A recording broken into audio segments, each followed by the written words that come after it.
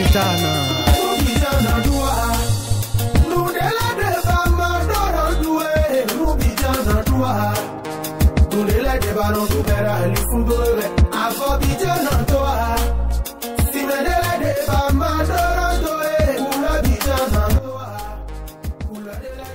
Meche todo mitole mikudo akhosu zangbe azanu konto do lido suome mimei agbokwe tombo do asu alobodo asio mina tuno jiro nkiko awajije na 10 milo egbe wo khome sindebuwa mikuna lo khome simokoto na chi ayo we me maka do asu alo khome modo asia planète yo venu sur planète mokoto edo ena zombo ntu ena jemeke tonji be ni okana levo wi hanu mekege do akatoi do de we eno ya yu hanu egbon eno mo ebo eno ya ntu no ya jeme tonji gbon ena ti gbon munu ede mbo ebublo dede muna do la question apakwe taragbe na tinu la question apakwe bogbeto na tinu la famille to me muna do mi na gwalo no ibon ko na tinu ro a question liji wa me babna ya khode wa me babna fa ikungbande wa me ro programme to tomblo yo e ro jesun e lo enen sun dagbede nu ro ali ni oji mi me kala agbozuka meto yinwe mi na don mi do je o mi ni tuno planète yo venu so planète mo koton e ro dido e ro jiro mi me ma do asu al mi me ma do asia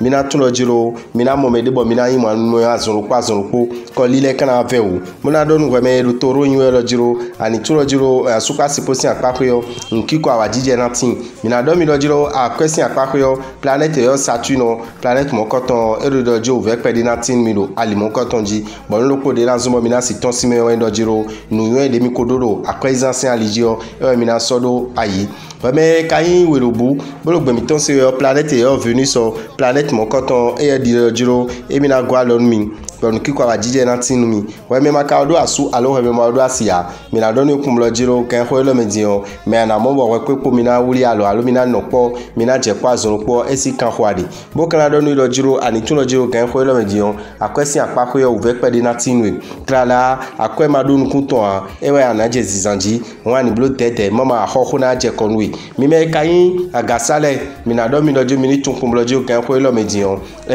uve pe de na tinu asupa sipotenti ouve mon koton mi kana tun lo jiro mi ni te pon bunu afo mi ton ni pete bonu ndebu e wa bona wa no ni 10 mi o bo maka do tagba mi di ro mi ton sa o mi na do mi lo talagbe na 10 mi lo egbe talagbe ka o titi mi egbe o mi na tun kumlo jiro ndebu de mi na blo ba ko ezi kan mi ton na jija yan esi kan mi na ho mi de polo me po mi polo pole bipo we me lo kan sen yo ni kan do ni lo jiro planète Jupiter o de mi na gwa lo no lo akwesi apakwe bon ni to le gege na yuwa mi mai kalo kini nywe bodo asu alobodo asio mina tuno jiro FIFA mi modo asu kwasi potenti wo me maka do asu alo me modo asia mina do no kumdo jiro kan ko ilo medion ndebude aja bibliogbero won isi apakoyo nu mo koton ena do nu kon yi akwesi apakoyo mina do no jiwa ni blo tete ko ni ma blo ero nu akwezizan o mama anazan ko gbo be kan nu mla ave o no ipede mi la do lu ko mi ton lo jiro mi ma ka be akwedo ndi me san ma moduru nu o wo me kalo nyonda lo jinwe mina donu lo jiro ani tuno jiro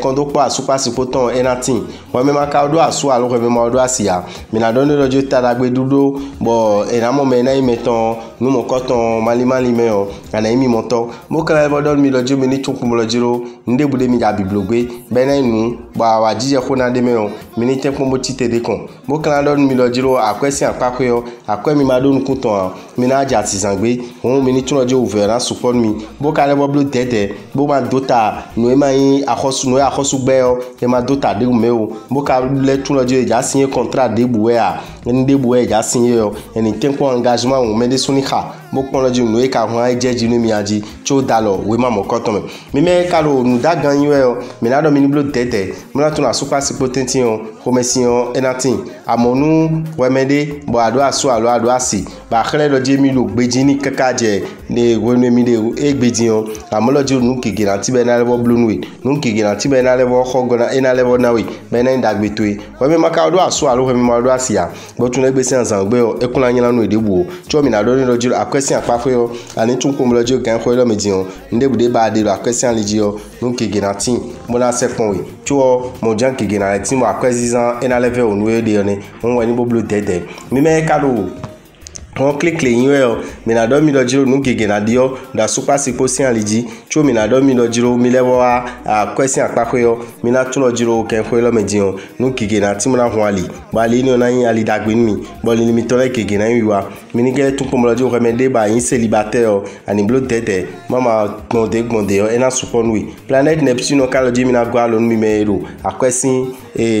khode do ele ba question kamiton ena jijan mi me ka lo Sagittaire we ga dotole o mina do mi lo ju mi ni tukun lo juro egbe si azan gbe o de mina blogbon bo ufe o mina desin o do mi ton me o mina ho kanton ho kwiti o mina desin ho mi ton sa pa me ka lo célibataire yin ele o mina do mi lo ju planète yo Uranus o planète mon kanton do mi lo mina gwa lo mi bo mina pe mi ma tre do nkun ton mo kan je won yin mo kanton ji be so kan yin won mi azun pa azun po mi me lo Capricorne yin ele mina do mi lo ju mi me ye wo izogban lo le o mi ni tukun lo juro uve de kun la super potenti o no kiko awajije o ejijon fine bogbese nu medio level gora mo da do nu do jiro ani tun kun lo jiro kan ko lo medion ndebude aja biblogbe do wan si anpa pe aso si anpa pe o e lo je woni tekun bo ko kando asutu ya lo asitu bo nu fifa ni tin mi na do mi lo jiro akwesi anpa pe o mi na tun kun lo jiro tara gbe na lo tin do fine do revoir de sude mi na go alo mi bo ndebu mi ja blo bo yin akwesi ali jijan o mi na yin biblo to san emilem eyeme o kan do mi lo je gbe si ansan gbe o kan azan dagbe nu me Capricorne le mi me ka lo verso yin we mina don mi dojo ko ibodo di jiro emi na zon bon kiko awa jije na ti na super potenti amogo iyo yin te komodepo yen tonje na bi dandan yin te komodepo mo la don lo jiro ani tun le gbe si azan gbe o nu gan ko lo medin o me po epolopo anje nu ton na je to jijeji me po epolopo de mi na blogo mo na second mi de o e na in limit on gege lo gbe si azan gbe ti o planet Jupiter ye ka do je mi na gwa lo no polopo mi ton le bon no e ba mi de o mi na mo yi mo mi ni tun pom do jiro fie mi na da fodo e sin kan mi na ho mo ma kanya kwen medeo mo ma bi ton ena inu la ve o mi taw mi me karo we bi nwele mi na do mi no mi me ko do asu alu mi me do asi o mi ni tun pom lo jiro kan ko lo me di on de mi na blogbon mi na le renforcer mi de pa asu mi ton ko si wan yin o e si kan mi na ho we me ma do asu alu we me ma do asi a mi na do ni lojo projet ko yin wan yin si apa ko ye de ado ade yo mali me di on akara pe mi mo koton aka ya pipe gbe yo an tun lo jiro mariage ko me mo koton na do mo clan do lo po mi ton le lo jiro mi ni tun lo jiro kan ko lo me di on ndebude ja biblogbe ndebu eyin uve bolo tabadomi la question pa ko yo nu mo koton bi fi yo hoton fo bo mi na tun lo jiro mi na ko kan mo na to mi de bon ko ina do tin mi dogbe mi mo na do mi do jiro lido son isun yo e me mi bi o du ene son na dan pede do son lo me mi mo no vi mi ton ya gbozu kan meton le toro le bo mo Gémeaux bo mo Vierge bo mo Verseau Taureau, Gémeaux, Vierge pour Verseau quoi et denizan parfum salmon de Genève et ça chaki ou ya dadi do boutique au sein les bimé et oh wemende ba un bélier wemende a un cancer a un lion a un balance a un scorpion a un sagittaire a un capricorne ou kai poisson mais na donne comme le jiro ani tout le jiro savon sachet lo ni ma kan la kakaboni so un lido so NF photo mi dogo en lo ko mi ton le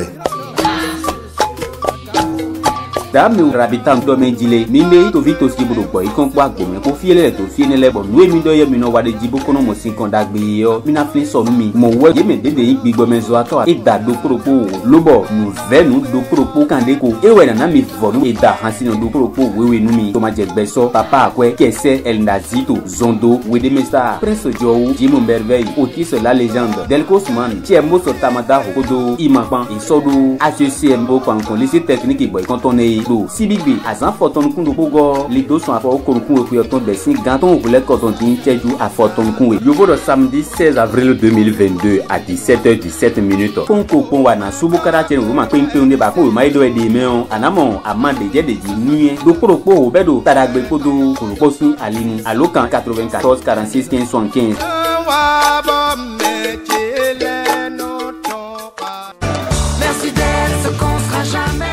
Grande soirée de partage des recettes spirituelles à Boycon. Pour remercier les populations de Boycon, d'Abomey et les environs, Dameo Koudjedji Rabitan, dans le cadre de ces 10 ans de vie spirituelle, sera accompagné de 10 spiritualistes qui vont leur donner gratuitement 60 recettes qui permettent de vivre mieux. Cette soirée sera animée par 12 artistes chanteurs, à savoir Somadjek Besso, Papa Akwe, Kesse, El Nazito, Zondo, Wedemenstar, Prince Joho, Jim Merveille, Otis la légende, Del Cosman, Chermos Tamadao, Ima. La soirée aura lieu à HECM de Boycon le samedi 16 avril à partir de 17h17. Entrée 500 francs CFA. De l'endroit à une brochure des 10 puissantes recettes spirituelles de chance et de protection. Téléphone 94 46 15 75.